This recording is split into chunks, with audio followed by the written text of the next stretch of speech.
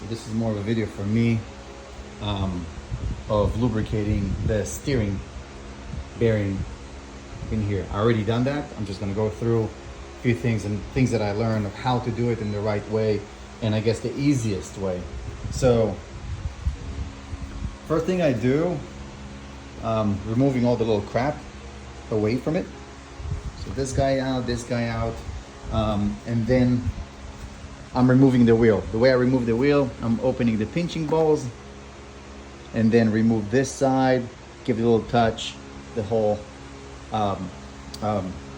main hub, I guess main shaft coming out, and I'm taking the wheel out, right? Then I want to take those two little pieces, at least one of those little pieces, and release this so this guy can go free. I'm gonna start going up from here.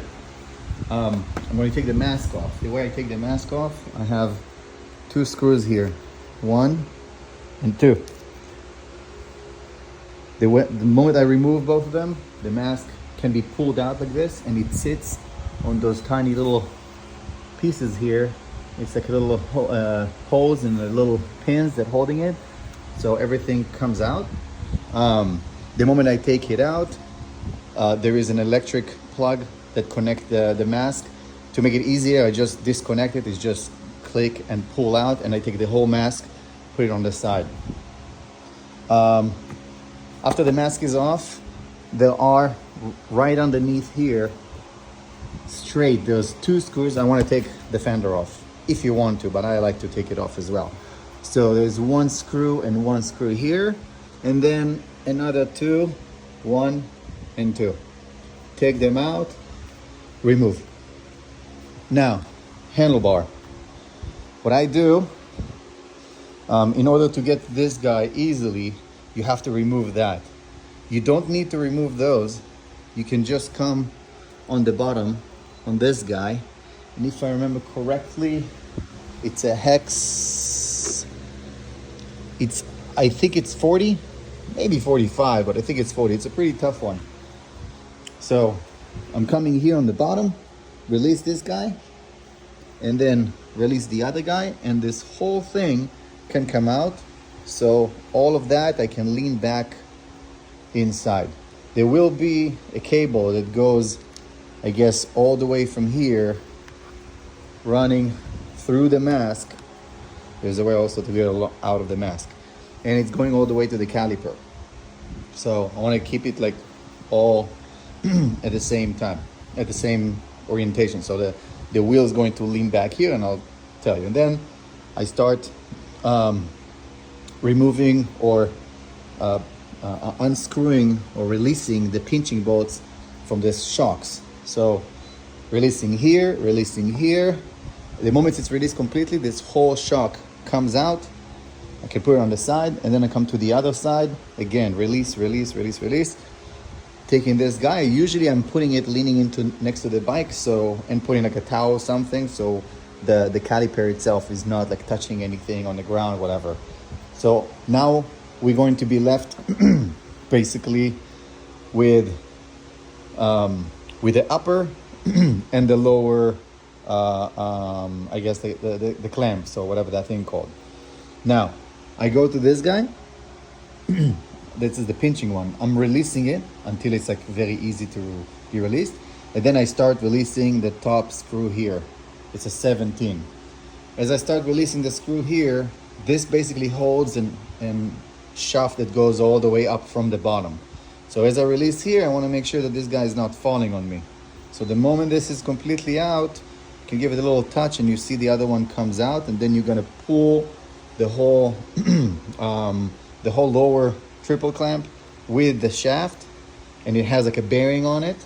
You put it on the side, and then you lift the upper triple clamp, you put it on the side, and here you have, if you can see it, there's a little cap. That cap comes up, and under the cap there is a bearing. The bearing, just with a finger, you take it up. Sweet. Then you take all of those and you give them a nice clean. I like to use like electrical cleaner and not like the brake pads cleaner. Maybe this is like a little lighter or less aggressive. So I remove and clean everything, give it some like air pressure, and then I packed mine with grease. And the idea of packing it, you want to literally you put like a bunch of grease on your hand, and you literally pressing it to go through the entrance, or I guess, or the side of the bearing, until you see it start squirting from, like, literally coming out from the other side. Like, you're pushing and pushing more and more grease until this whole thing is like saturated with grease. You do it to both of the bearings. Once it's done, you go back here, you put the lower triple clamp back up, you're putting this guy back. Of course, you put the cap and the bearing. So the bearing first, and then the gap.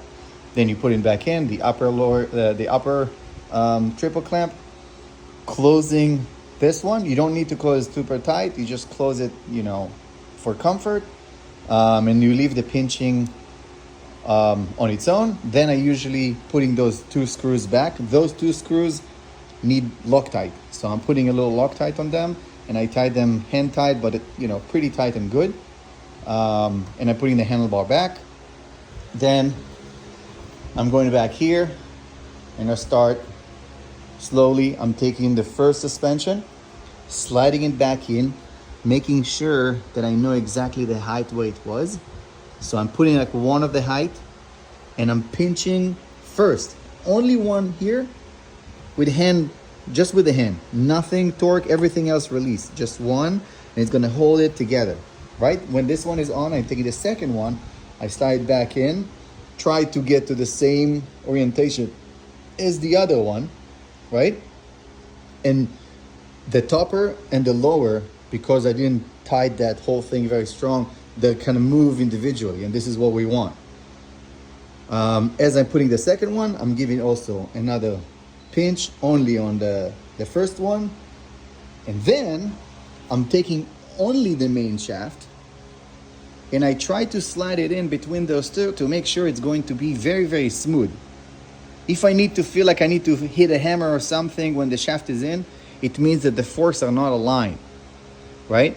The idea is that we want to make sure that from the beginning, only when we're pinching and putting them together, when I'm putting the shaft in without the wheel, the shaft in needs to be super smooth and super easy moving to the side. This way I know those are aligned, right? When it's aligned, I can take the shaft back up, putting the wheel back in, making sure the shaft is all greased and nice and everything, and put it back in. Oh, another important thing, before I'm putting the forks back in, I'm giving a really nice clean inside those clamps to make sure there's no dust, nothing, and it's all like beautifully smooth and clean. And even those screws, I'm taking them completely out, and I put a little grease on them because I want to make sure that when I'm tightening them with the tension, with the torque, it's going to be like the perfect torquing, and there's not going to be any extra stress on the forks. Right, now we have both of the forks, and the wheel back is in. We can put this guy back, and you can put the mask back, and after everything is standing and looking good, I want to start closing the wheel. Sorry, well, I need to go back, but closing the wheel. The moment I put the wheel, I close the main shaft. I put the main shaft inside, and then what I do, I start closing that side until this side starts spinning. The moment that side starts spinning, I torque with my hand only one of those pinching bolts. I close this guy, and then I torque the main shaft all the way, which I don't remember exactly what's the number, but I do it like with a hand feel. It's going to be like pretty strongly torque. The moment it's closed, then I torque 1 and 2 and make sure that they're like torqued through what it needs. And I think the numbers, I'll find it and I'll put it later. After this and that are torque, I release this guy.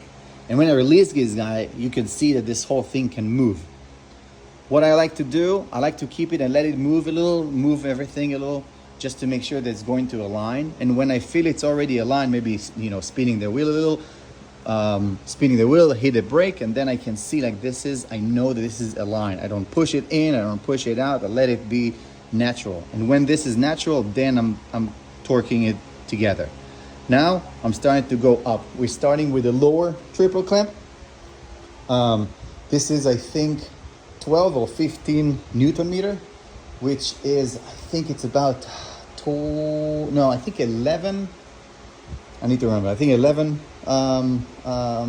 pound, whatever that thing called.